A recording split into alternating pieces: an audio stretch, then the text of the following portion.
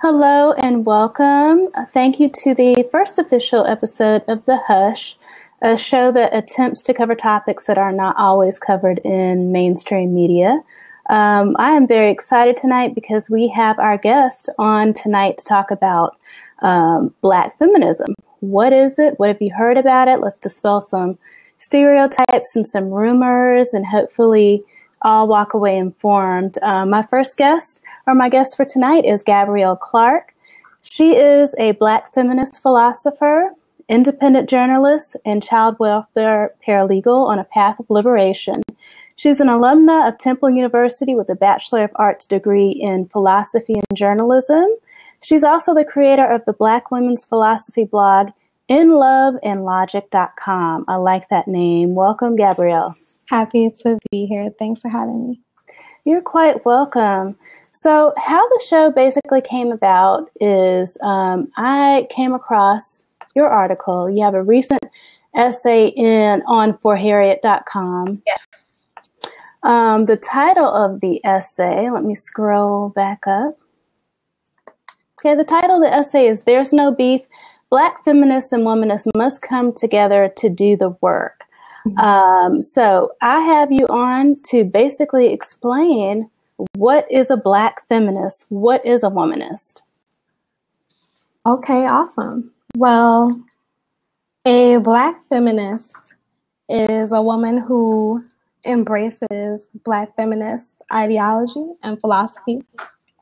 And Black feminist philosophy is basically just centered in understanding Black women's oppression and how our oppression is tied to not being just Black, but also being a woman. And it's understanding how many different dimensions of our reality and our existence just bring us certain kinds of oppression. So Black feminist thought is a way of not only just understanding that oppression, but actively resisting it. Not just thinking about ways that we have been oppressed, but how can we end our particular oppression and oppression for all people, all human beings. And we do this liberation work in many ways, as there are many different kinds of Black feminists. There are many different kinds of Black feminist work. Some of us are writers, some of us are teachers, and we try to dispel certain myths and untruths and different flaws in logic that contribute to Black women's oppression. And some of us are, mothers, and we take care of each other in our community, and we just live for the uplift of women. So there's so many different kinds of ways that Black feminist work and thought can manifest, and so many different just Black feminist period with different kinds of points of view. So it's kind of hard to answer that question sometimes. And I can understand, I can definitely understand why it would be hard for anyone to grasp the concept of one idea for all Black women. It's not possible. Now, before, like I said, but while conceptualizing the show, I actually was doing some investigative journalism. I'm just kidding. I was on Twitter, but I came across, and I'm almost a woman of a certain age. I'm entering my 40s this year, and so I'm starting to become more comfortable, I guess, with identifying as a feminist. But as I learned on Twitter, you can't almost just be feminist anymore. There is modern feminist, intersectional feminist, sex positive feminist, so there are all these different labels, to kind of more define, what that means. And so it's kind of hard to wrap your mind around it. For me, and maybe this is an old school thought, the actual definition of being a feminist is a person that supports feminism. Anybody that really is, actively believes in women's rights and supports that. So it was really interesting. I came across a a special on PBS called The Woman's List. And I don't know if you've heard of it or if you were able to watch it. Yeah. But it was a special that was released towards the end of 2015. It basically had 15 women in contemporary American culture that were supposed to define what feminism meant to them. Mm-hmm. So when it got to a segment with Shonda Rhimes, yeah, basically what I remember, what I took away from it was when she was talking about, basically growing up with this perception that, she could do it all on her own. She didn't need a man. And matter of fact, if she wanted to have a man to facilitate having children, that he could live across the street. But she did not need she did not need him with her. And I thought, okay, right, is this almost feeding into, some of the stereotypes, not just for Black feminists, but just like in general. So what types of feedback do you get when because you openly identify as a Black feminist? Well, I've gotten a lot of different kinds of feedback. I remember once when I was in a conference, it was a African American Studies conference in Baton Rouge, Louisiana, and a woman had a panel, and I thought she was a Black feminist, so I went to hear her speak. And it turns out she was an Africana womanist. And, I was curious. I wanted to know more. So, when they opened the floor up for questions, I told her I was a Black feminist. And she was like, oh goodness, you're stuck in the past. Like, I'm just so grateful for womanism. And I was just like, well, mm-hmm. I'm interested in learning more about your ideology, but I was kind of taken aback a little bit, mm-hmm. From different kinds of men. I get a lot of things like, oh, you must be like a tough cookie then, or, just assumptions of what my feminism means without really understanding what feminism is, mm-hmm. And understanding that feminism can value, and Black feminism definitely, in particular, values community and values Black men. There's definitely an assumption that my Black feminism is the same as white feminism, mm-hmm. Which is not the case at all. I don't believe that Black feminism is part of the waves of feminism in this country. I do think that Black feminist ideology has definitely influenced mainstream feminism in this country. Absolutely. The whole idea of intersectionality, I think, comes from the struggles of Black women and how mm-hmm. traditionally throughout, just our time here from being gathered and brought here, how we've fought for not only Black rights, but Black women's rights. So I get that misunderstanding a lot, and it's definitely a little frustrating. I hear things like, oh, so you probably don't want a husband. Mm-hmm. Of course. Which is an assumption that I'm straight, of course, which is a problem. But those are just a few of many. Mm-hmm. And I think those that you touched on some of the common ones, which are, you might be masculine, you might be, not want to live a traditional lifestyle.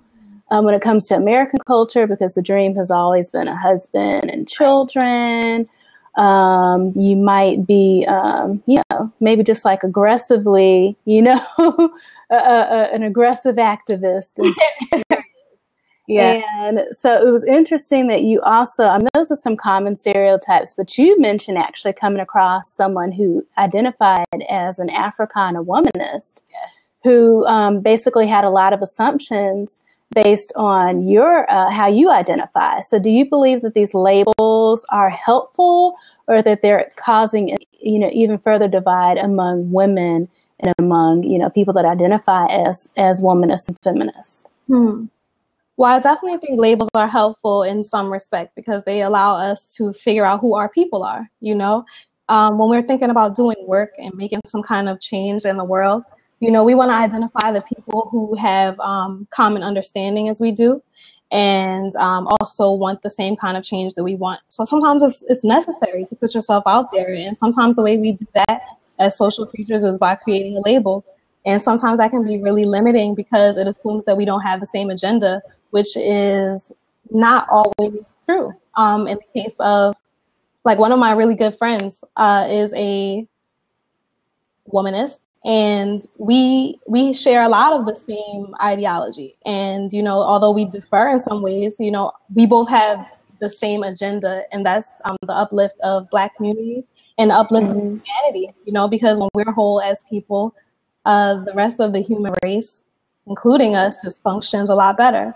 So, you know, sometimes labels can be limiting when we kind of lose focus of the bigger picture. You know, what's our work? What are we here to do? How do I see myself, you know, not just as a Black feminist, but what does that look like in practice? What does that look like when I wake up in the morning, when I interact with my family, when I go to work? You know, what kind of work am I doing in all of the spaces of my life to make it a better place for myself and other women like me? Thank you for that. I'm going to read and we're going to touch on more about what it means to you to be a womanist. But first, I'm going to read just a little passage from your essay in which you state, it is within the context of Black feminist spaces that I found language to articulate deeper politics of being a Black and being a woman. But as a human being who is always changing, no label fits my resistance quite right.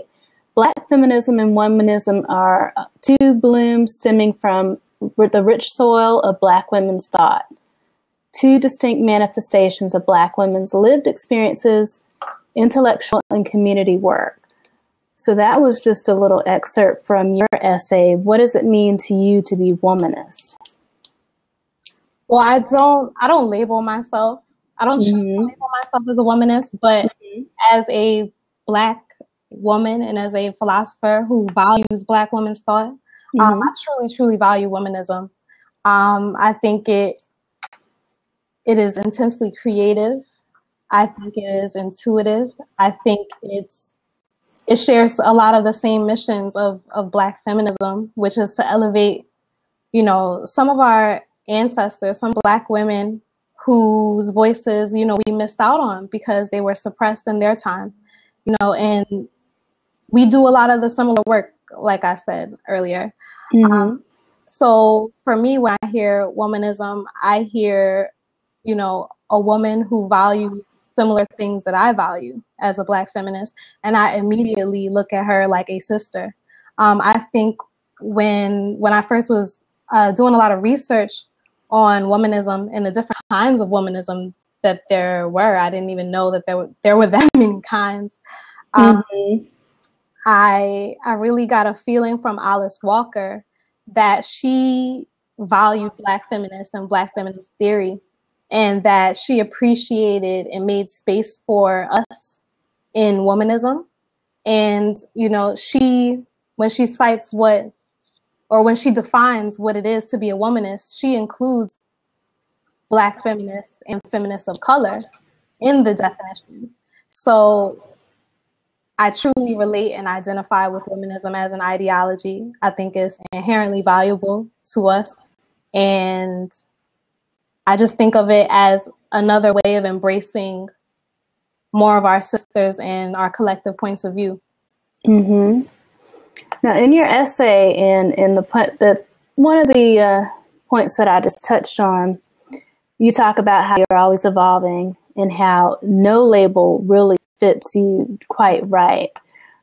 Is there some hypocrisy in that, or are you just basically saying this is a label that I've taken back, I've chosen to identify myself this way, but there are other labels that I don't want applied to me? I think there's definitely a bit of bias because I learned about Black feminism first. So I definitely give it a lot of credit in my mind. And I weigh it when I think about the frameworks that I've chosen for myself ideologically. You know, I'm very aware that I'm a relatively young person. So I know that I'm going to change and expand and grow, especially as I continue learning and talking to other Black women and Black people in the community.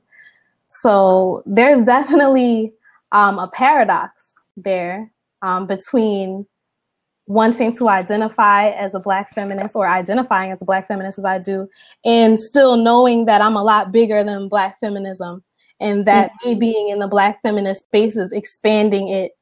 And I think that it's okay for two different things to be true at the same time. Mm-hmm. That's a good way to put it. How did you come about writing for this particular media outlet, for Harriet.com, and why is it important to you?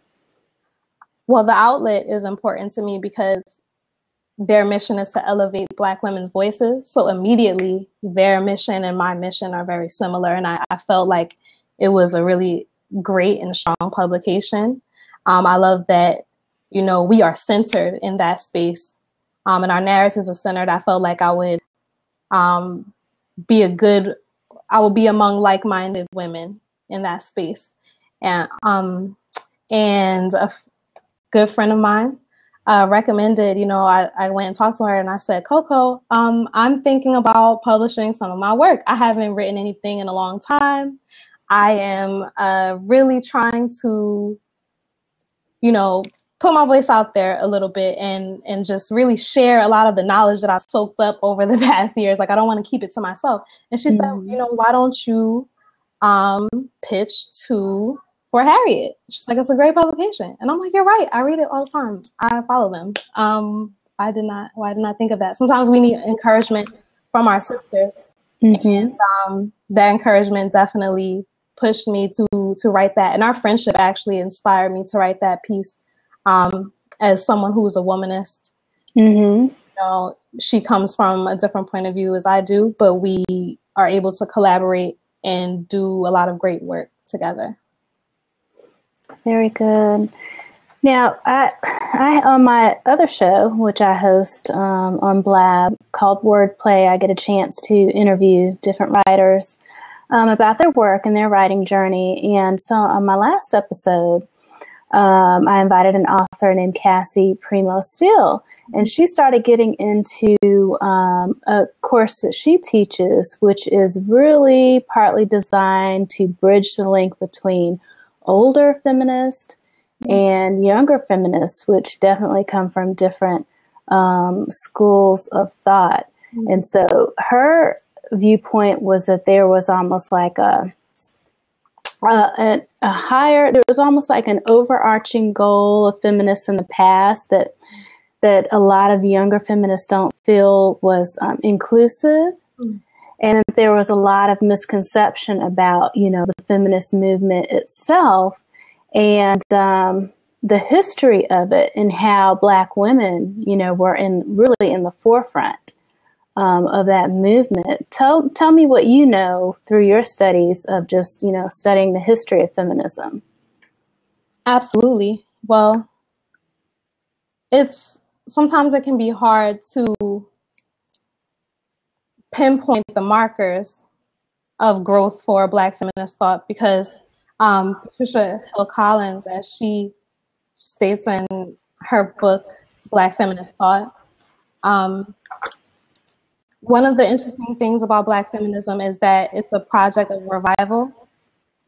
It's always reaching back and considering our ancestors' thoughts that happened before we were alive.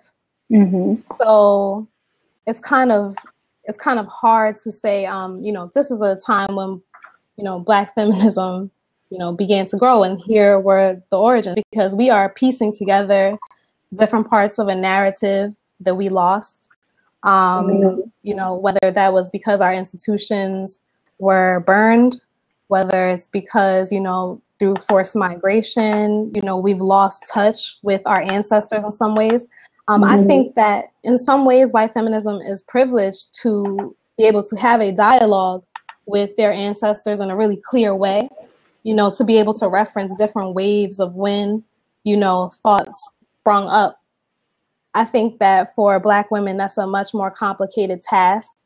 And although we can look to Black feminists like Patricia Hill Collins, and we can look to Chimamanda Ngozi Adichie and other, Black feminist writers who are modern, as, you know, kind of the torch blazers or the torch bearers of today, we are always trying to recover the women that we've lost thus far.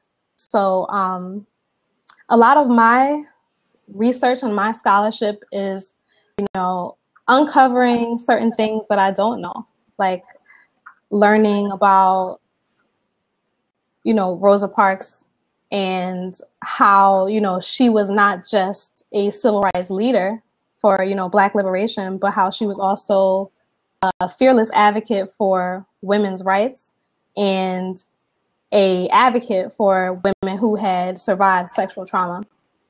So you know, that's something that, you know, that's a narrative that we hear a lot and we think we understand, but when we really revisit, there's a lot of stuff there, a lot of feminist stuff that, you know, we are yet to uncover because we weren't looking for it. Right now, we have a sharper perspective and an idea that we want to focus on what women have contributed to the space. When I recently read Elaine Brown's biography called A Taste of Power, at the suggestion of one of my frat brothers who is a scholar. You know, he said, read this work because, you know, it really shows how women's work in the Black Panther Party was obscured. And what was the author on that? It's an autobiography. Here, Autobiography, okay. I can show you what it looks like. So it looks like this. Okay. So, you know, we know a lot about Huey P. Newton and his vision, and but we don't know a lot of times how Elaine Brown and Assata Shakur were, you know, very against a lot of the sexism in the movement, and we don't know to what extent women were doing a lot of the organizing, but really weren't having a forefront leadership role to the public. You know, we credit a lot of things with the visionaries of the movement, and we don't really focus on the Black women who were on the ground every day, organizing the programs for the children, organizing newspaper programs. You know, these are things that we don't consider. So, you know, I have different specialized areas of knowledge that I look in. Of course, I'm really interested in like Black liberation movements. So, you know, the rights movement, Black power movement, you know, these are points in time in which, you know, I've been able to dig a little bit deeper in my knowledge. But one thing I love about Black feminist theory and not Black, but womanist theory is that I'm always learning something new that connects me to my ancestors. And I think that's something that is very unique to us. We are always revisiting the work that our ancestors have done in order to figure out how can we do this better and how can we build upon this and leave what we don't need behind. You know, how can we leave the sexism behind now and focus on, you know, building, how can we leave the ableism behind and the homophobia behind in order to reach all of us.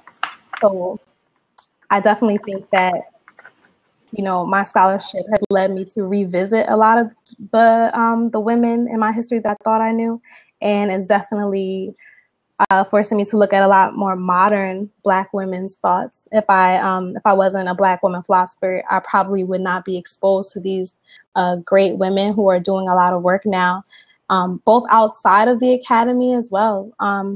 Just women who are on the ground doing a lot of work in different organizations, independently, and activists on the street. Well, since you brought up, you know, studying Black liberation movements and that being a huge interest of an area of activism, do you feel like, and I don't know how much you know about it, but do you feel like the women who have kind of spearheaded and been very active in the Black Lives Matter movement, you know, come from the same school of thoughts? Are these leaders Black feminists and womanist, and you know, is that where the movement is pulling some of their leadership from? Well, first, let me be clear. I am not a member of Black Lives Matter, therefore I cannot speak as one. I definitely encourage members of Black Lives Matter to speak on their movement because they are a lot more knowledgeable than I am about the organizational mechanism. You know, like I know members and people who are in the movement, Mm-hmm. but I do know that the national organization was started by Black women, queer Black women.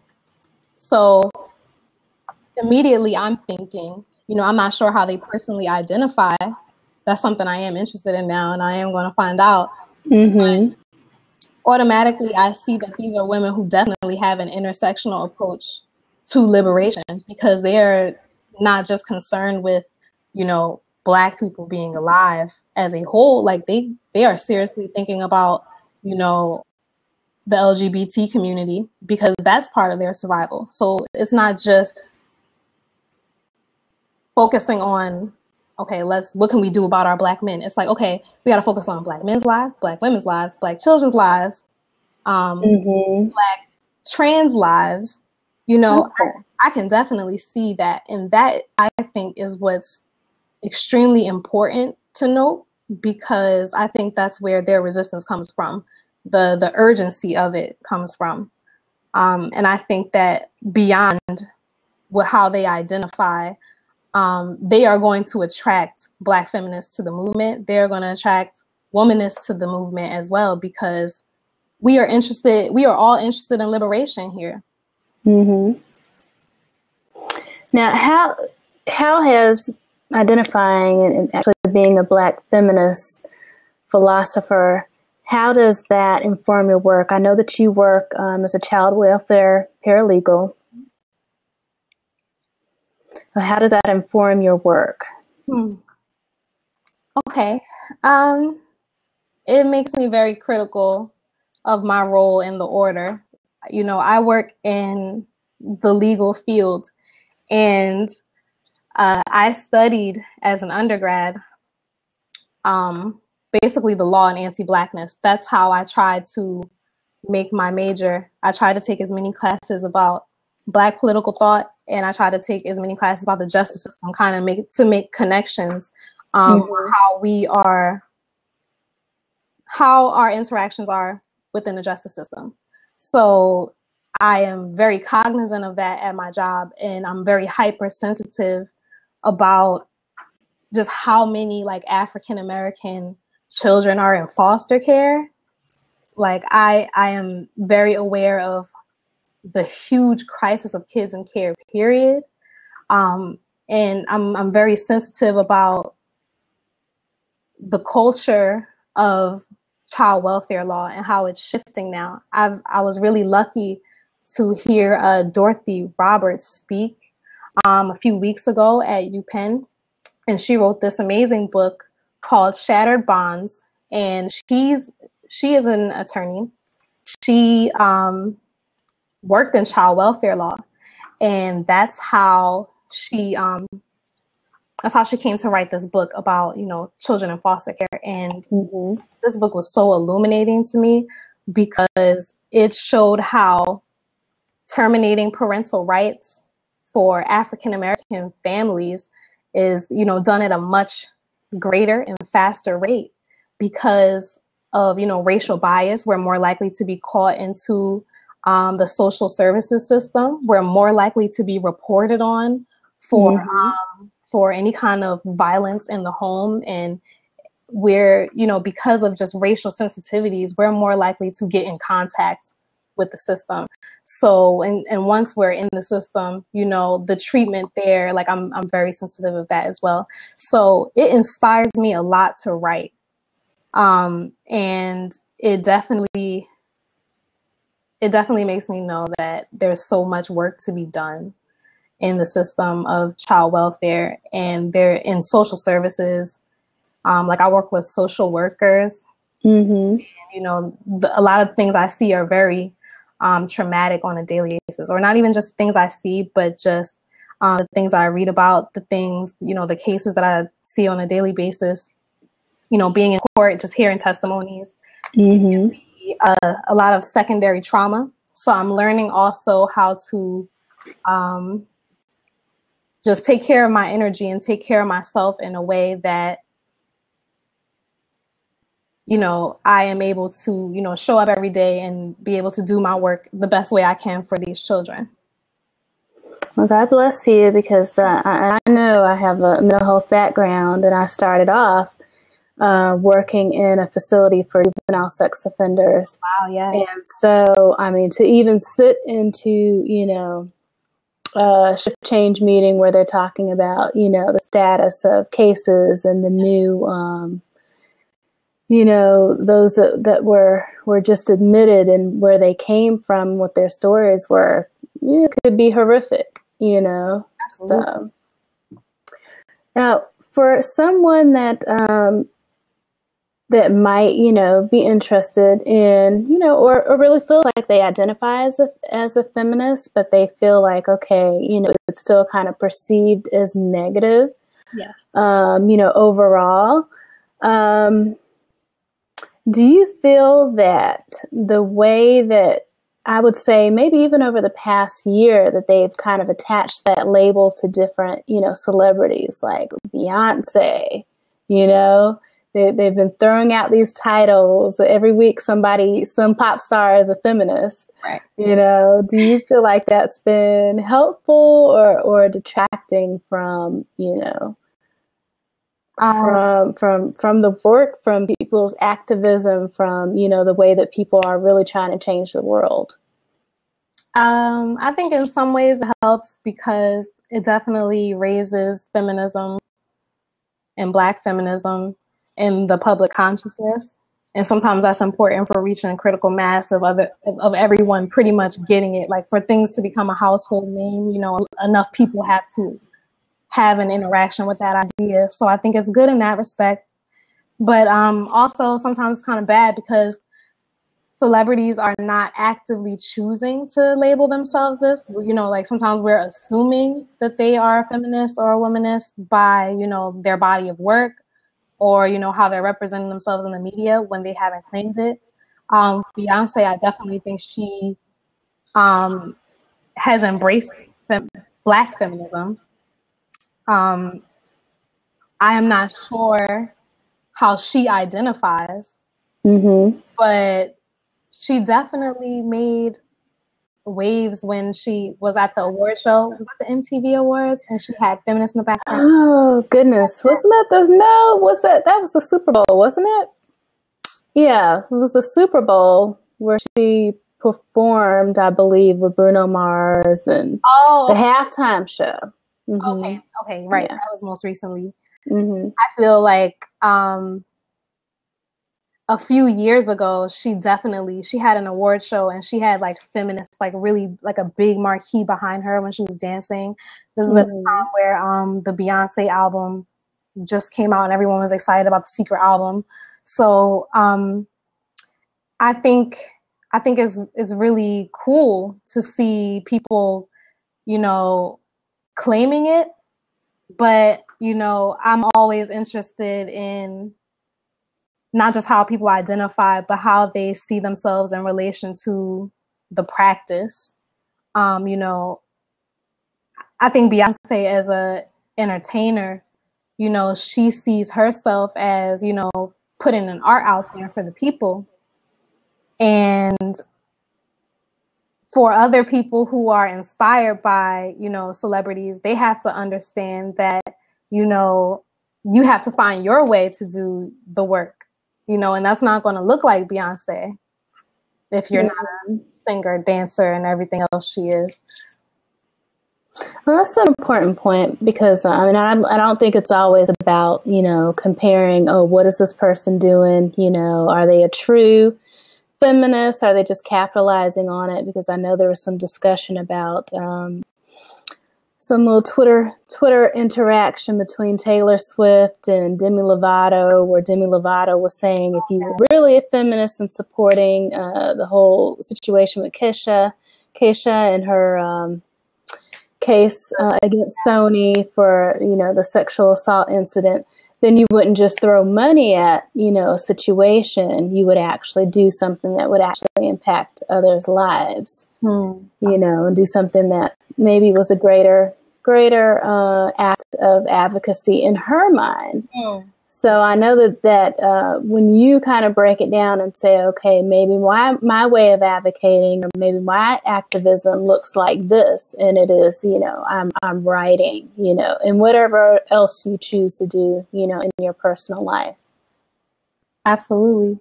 I think that we have to be very careful of, tearing each other down in the process of identifying as, these certain ideologies. In that situation with Demi Lovato and Kesha, like how can you tell a victim of an assault, how they should respond to being assaulted? Like that's not something that a woman who is woman-centered and cares about another woman's well-being would say in the aftermath of such a trauma. That's just not, constructive. Well, to be clear, she was actually insulting another artist, Taylor Swift, who lent or gave money to Kesha for, legal expenses, things of that nature, and saying, we're not here to just throw money at a situation, if we're an advocate, if we're a feminist, that type of thing. Okay, that's a little bit. So, but like I said, I appreciate you bringing up that point that we Beyonce might have her way, whether or not she identifies, because she hasn't said it specifically. They have written about her as a feminist. And labeled her as a feminist. She has not, to my knowledge, come out and said, I'm a feminist or I'm a Black feminist. So that's an important point to make. What now? And I know that you had a lot of great points in the essay, and you basically said that you were inspired, by your friendship. With a friend that identifies as womanist. And so outside of just being inspired by your relationship with your friend, was there other reasons that prompted you to write that essay, case in point, when you talked about meeting another womanist who, just kind of stereotyped you and put you in a certain category? I definitely wanted to kind of demystify Black feminism a bit. And also just I'd heard, kind of, I guess, like shade throwing on both sides on Twitter a bit in the community. And, I became a bit concerned because ultimately our purpose here is to elevate each other. And, it's really important as people who identify in such a way in relation to an ideology to really embody the principles of that thing. And, as someone who is a philosopher, I wanted to learn more. So that article was a way for me to explore, my beliefs, and just revisit my beliefs about Black feminism, because, I was wrong about some things. And also just to delve deeper into womanism, and study and research theory for myself. So, I wanted to kind of clear the space a little bit and answer some questions that were coming up and asked. Like, people asked me a lot about, the difference between feminism and Black feminism, the difference between Black feminism and womanism. Like, it was definitely some confusion there, I feel, in the community. And I wanted to just write about it, in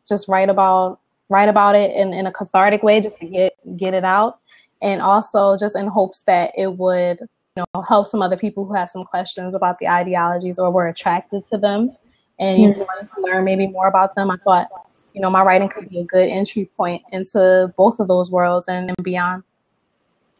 Now, in terms of the way that you've chosen to identify and actually been vocal about it and have it documented at this point, I know that I have interacted with, being a writer, I've interacted with lots of other writers, and came across a gentleman who actually advocates for parental, oh goodness, I can't remember the term for it, but it's almost like parental alienation. That's the term for it.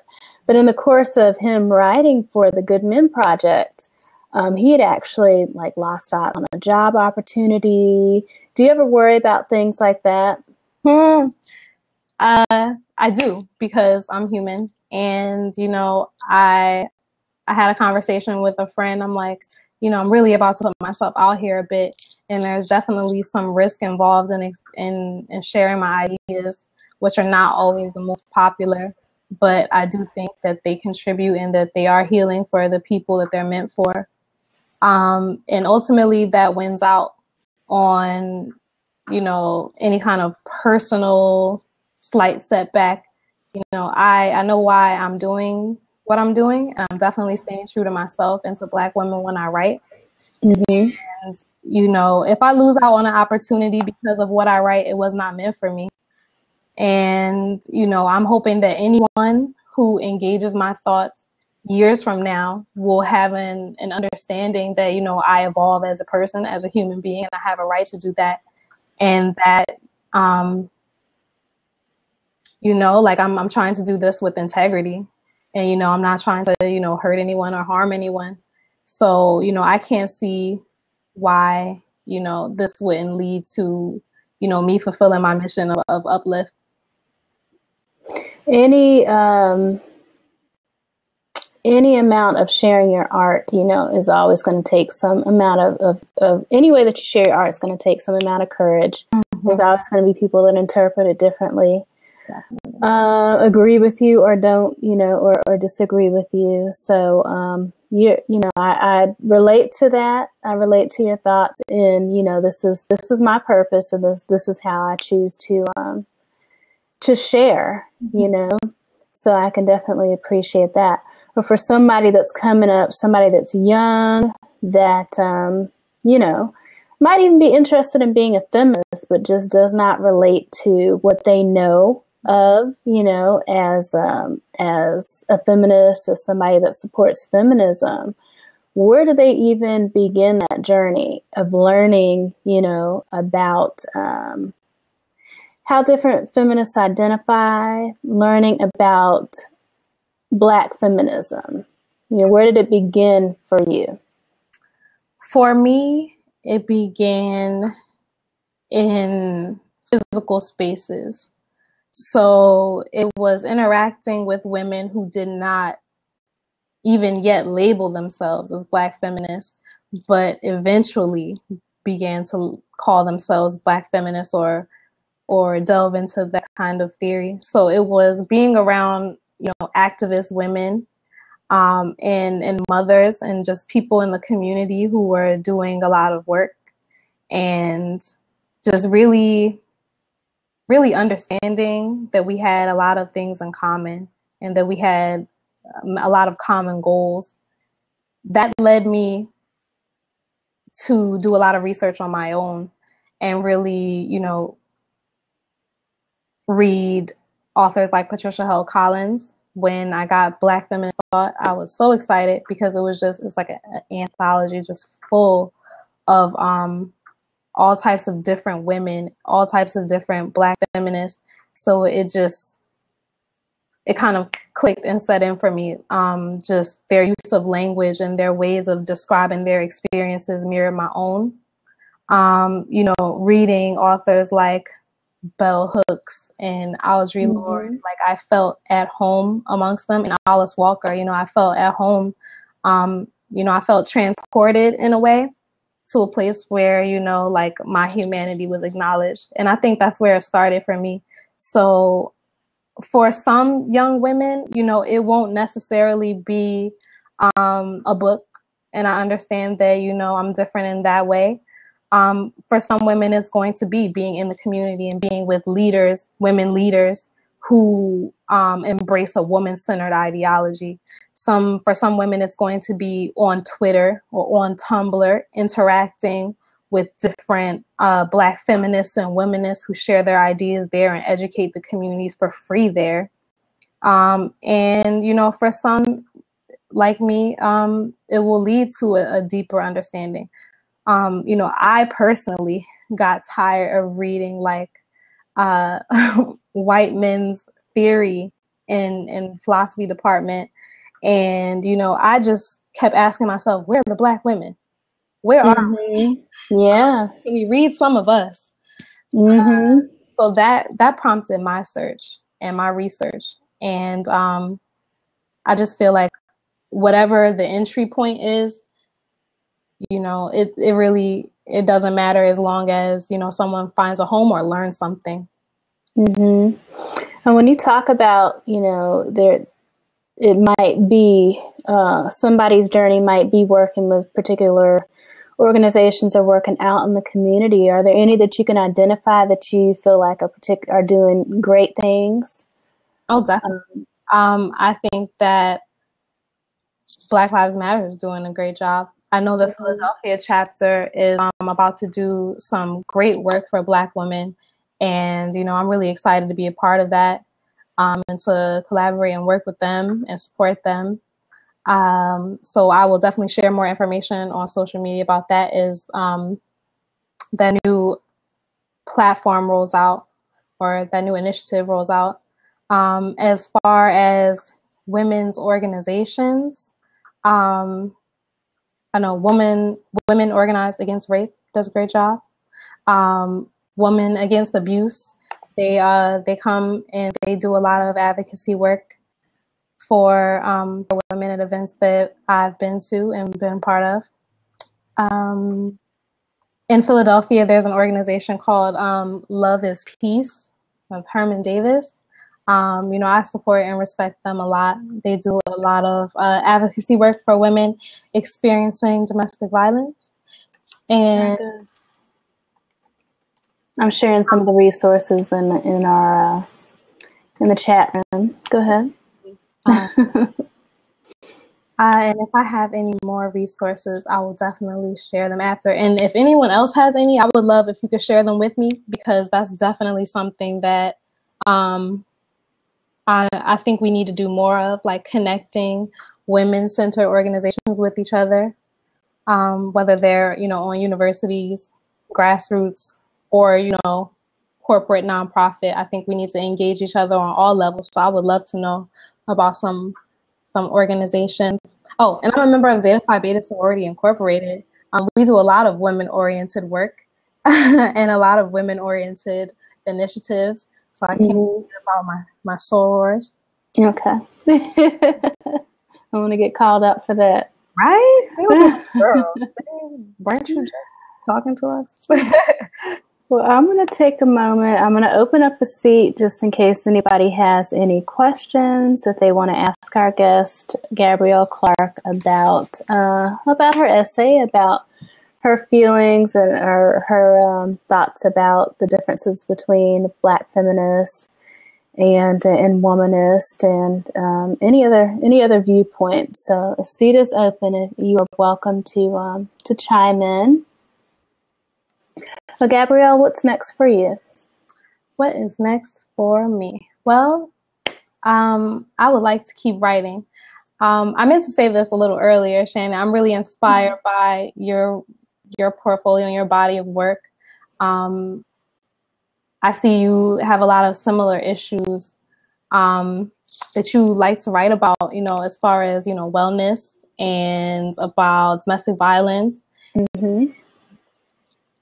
relationships. So, I would like to continue writing and expand and just talk about different topics that will help empower women and empower families. And do more advocacy work. I'm looking forward to doing lots of more advocacy work in the community.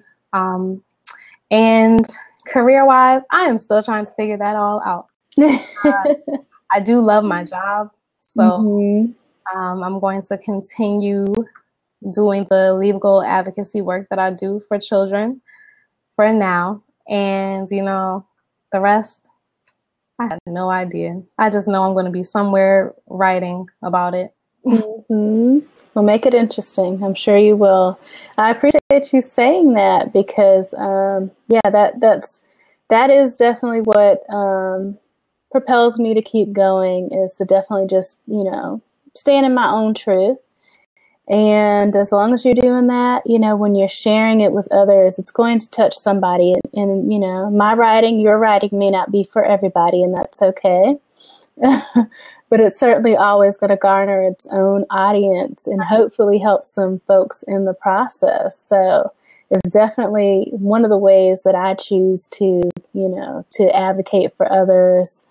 My form of activism, because, it is a great way to educate, to inform, to inspire. So, I always, and I told you, when we interacted briefly that, I'm developing a course for essay writing and people that want to write a memoir, because, I interact with people on a regular basis. And, I met this one gentleman and he told me he had been working on his essay for 3 months. And it was like 800-word essay. And I'm going, really?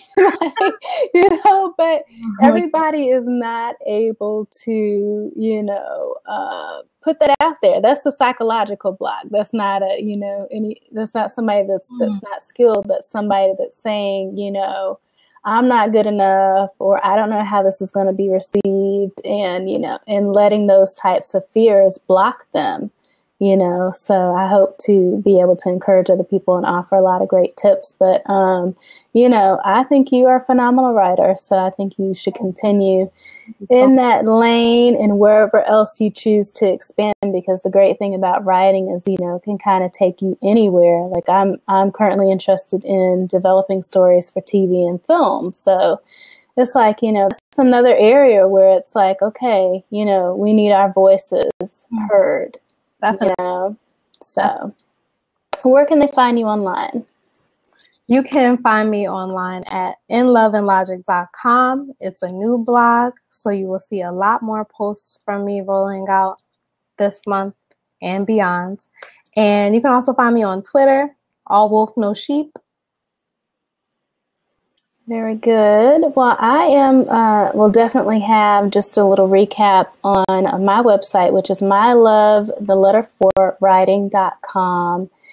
And I'll throw some of the resources that we shared, some links of the articles that we discussed, Gabrielle's essay on forharriet.com, and some of the wonderful books that you've shared. You're going to have to copy me on your reading list. That is one of my goals for 2016. They always say to be a better, you can't be a great writer if you don't read. So I'm like, point taken. Life gets in the way sometimes, but but I have enjoyed having you. I appreciate you taking the time out just to kind of explain, your perspective and give us a little bit more insight into your essay and why you wrote it, and your school of thought. So I look forward to reading your blog, inloveandlogic.com. And kind of following your journey. Thank you so much for being with us. Thank you so much for having me. And thanks everyone for watching and listening. Thank you for joining, and good night. Peace.